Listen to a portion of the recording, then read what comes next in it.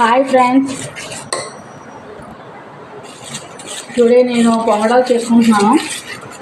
పొంగడాలు rice and కొంచెం మైదా పిండి, కొంచెం ఇడ్లీ పప్పు నానబెట్టుకొని పేస్ట్ చేసుకొని ఒక రోజంతా ఉంచుకొని దాంట్లో బెల్లం ఇలాచీ పౌడర్ యాడ్ చేసుకొని పొంగడాలు వేసుకుంటున్నాను. ఇవాళ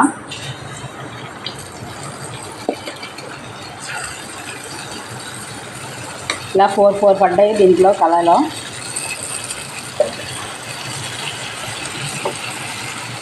ఆల్రెడీ ఫ్రై చేసేసుకున్నాను నేను.